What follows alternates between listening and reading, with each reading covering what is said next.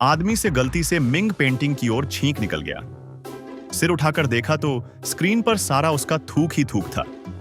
वह जल्दी से रूमाल निकालकर पोंछने लगा, लेकिन जैसे ही पोंछा बात और बिगड़ गई। पेंटिंग पर नीले रंग का दाग आ गया। उसे तभी समझ में आया कि उसकी जेब में रखी फाउंटेन पेन से स्याही लीक हो रही थी।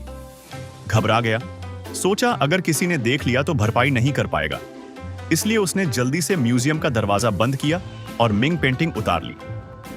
फिर उसने मौका देखकर कोने में थोड़ा थूक भी डाला ताकि दाग साफ कर सके, लेकिन गलती से पेंटिंग को धक्का लग गया और वह बाहर गिर गई। उस पर चढ़ भी गया और कई बार पैर रख दिए।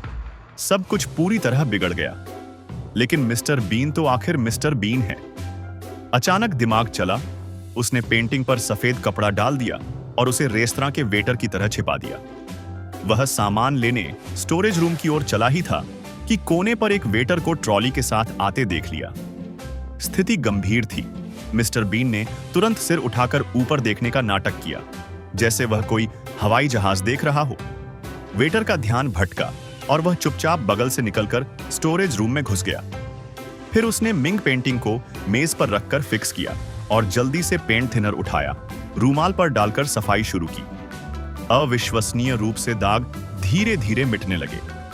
परिणाम देखकर वह उत्साहित हो गया और पूरी ताकत लगाकर पेंटिंग को जोर जोर से रगड़ने लगा। जल्द ही नीले दाग साफ हो गए। खुद को चालाक और समझदार मानते हुए वह जल्दी से सारा सामान समेटने लगा और जाने को तैयार हुआ। लेकिन जैसे ही वह मुड़ा, उसके सामने का दृश्य उसे हैरान कर गया।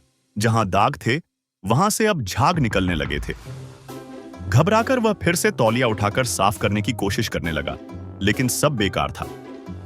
6 महीने तक इसी झंझट में लगा रहा और पेंटिंग में बने व्यक्ति का सिर भी उसने घिस दिया था।